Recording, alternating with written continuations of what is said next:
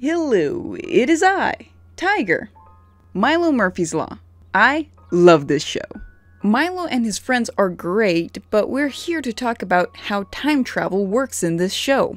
By the way, this video contains spoilers up until the crossover episode, so if you haven't watched season 1 or the crossover, go watch them. Also, there's just a sparkle of spoilers for the show Phineas and Ferb, since Phineas and Ferb and Milo Murphy's Law takes place in the same universe. It wasn't until season 1, episode 15, The Substitute, when it was revealed that Cavendish and Dakota are time travelers. Dakota became a time traveler to stop the Mississippi Purchase, while Cavendish joined to save the world. They are third-class agents who were paired together because no one else wanted to be their partners. How are they able to travel through time? Cavendish and Dakota's time vehicle needs time juice to travel through time. We see throughout the show that several other time machines require this. Even clocks in the future have time juice in them, so they can be extremely accurate. Time juice is an element that hasn't been discovered yet. It's a liquid that has to be handled with care. We see Cavendish and Dakota wearing gloves while cleaning some up. If you do come in contact with it, it seems to make you younger, as we see when some pistachions get covered in it and revert back into sprouts. If you think about it, that might be kind of dangerous to have an element like that in something as common as clocks. Where can you find time juice? Pink Unicorn Island in Hawaii. In the episode Phineas and Ferb Hawaiian Vacation, Doofenshmirtz makes a de-evolutionator using some sort of green liquid that looks a lot like time juice. This machine evolves and de-evolves anything that it hits. Sounds like something that would require time juice to work. Which, if this is time juice, that would mean Doofenshmirtz already discovered time juice without realizing it. How does time travel work in this show? First, we need to determine what's going on. In the show, Cavendish and Dakota's mission is to stop pistachios from going extinct. Since pistachios are still extinct in the future while they're trying to save them, we can already roll out one type of time travel. That type of time travel is, there is only one timeline. Everything that is going to happen already happened. That type of time travel is when your destiny is already chosen for you, no matter what you do. If you go back in time to meet your past self, you have no choice but to do that in the future, because there's only one timeline. If their mission is to save pistachios and they're still extinct in the future, that either means they never succeed their mission or they're able to change the future. In Time Out, this is the first time we see characters interacting with their past selves. Which means, in this show, there are no consequences if you interact with a past or future version of yourself. In fact, this whole interaction is a bit confusing. Brick and Savannah's mission got ruined by Cavendish and Dakota, so they had to fix it. After they fixed it, they went back in time to prevent Cavendish and Dakota from going into their time limo. Which means they didn't need to fix the problem if they were going to go back in time to stop Cavendish and Dakota from causing the problem in the first place. Which also means this whole scene is a paradox.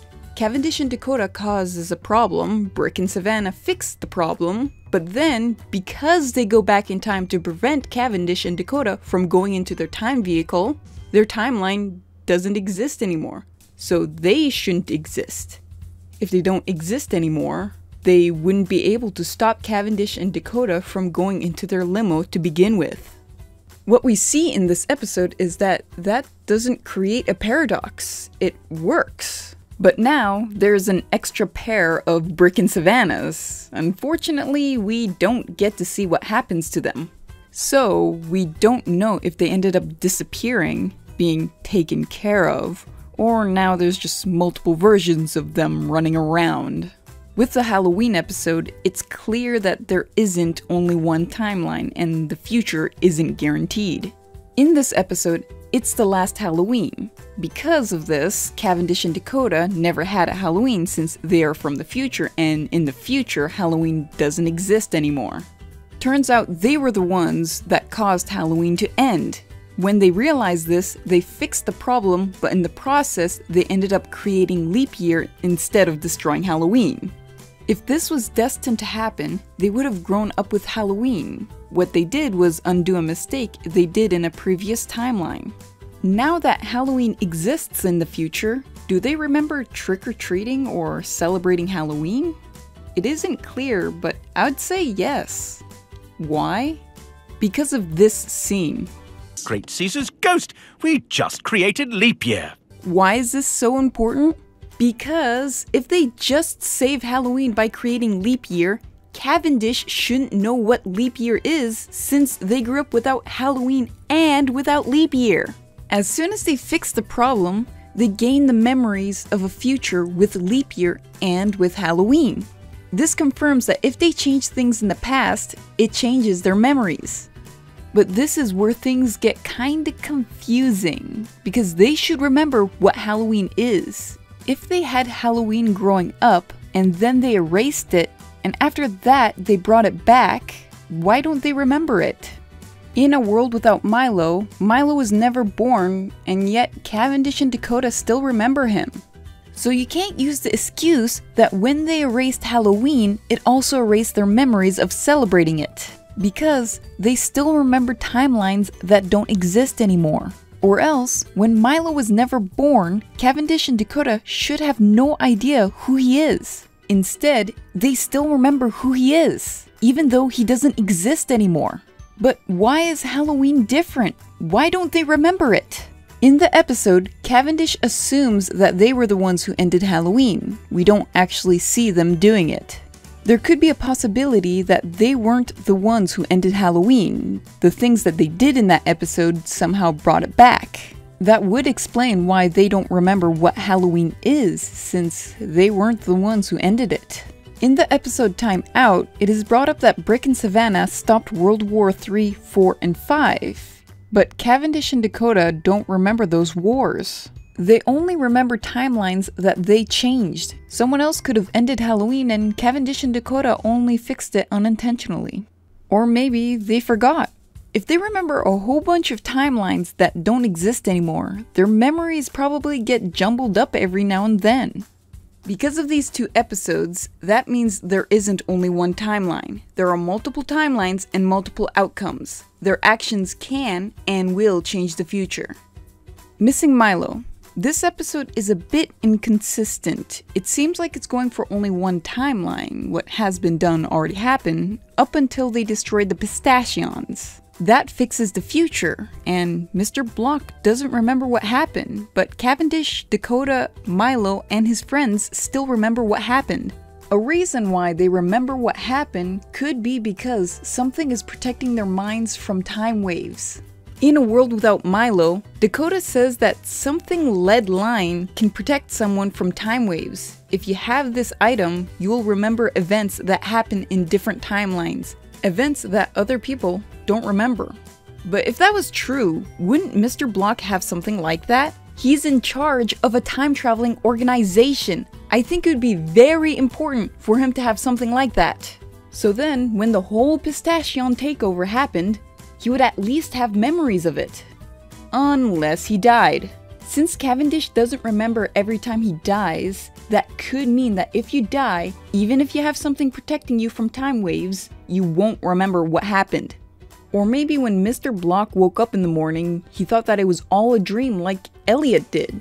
If that's what happens, then Cavendish would have a lot of dreams of him dying.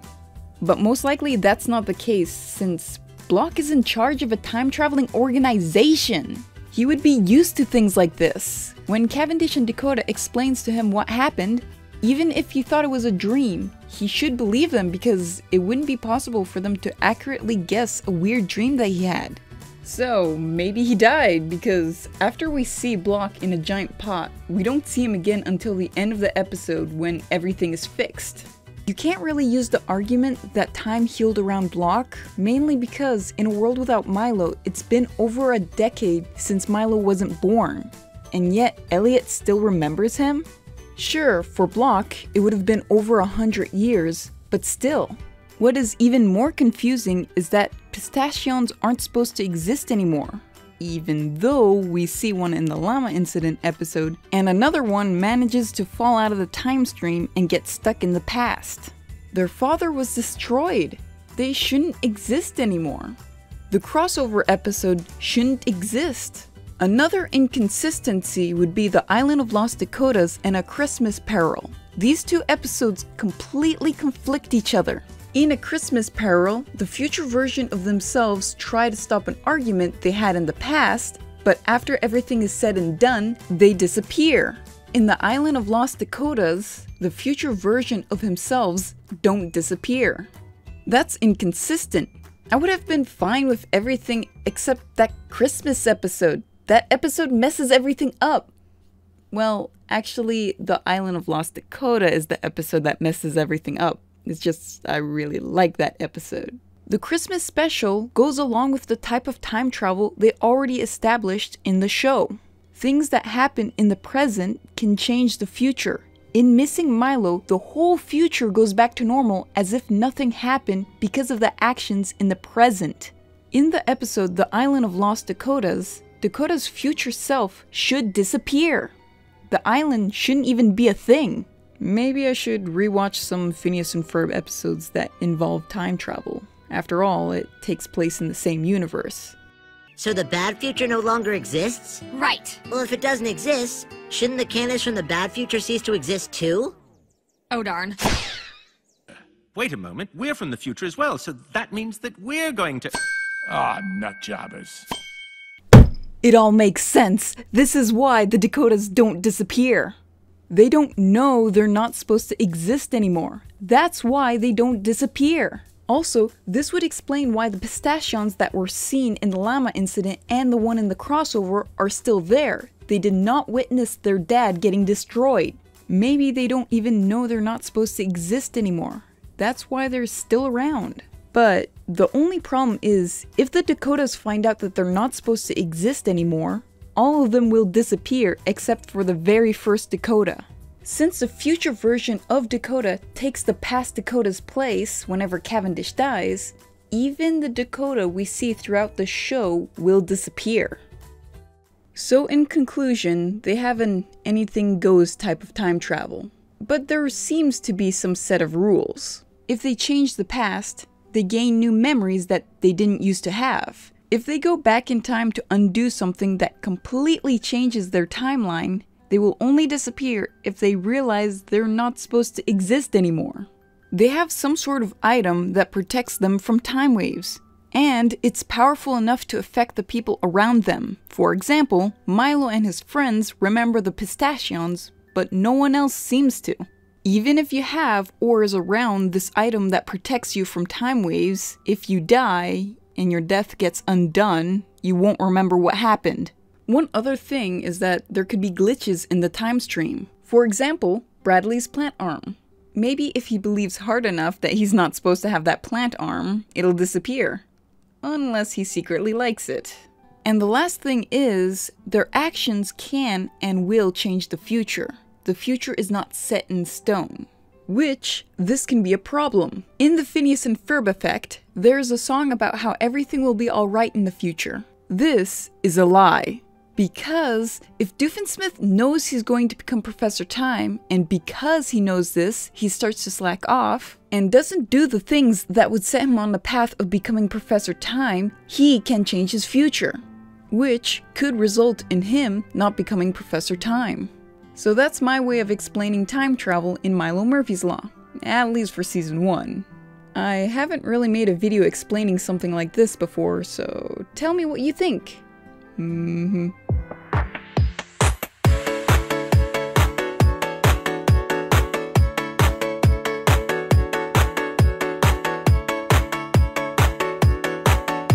Cavendish has a pocket watch with time juice in it. Is no one gonna talk about that?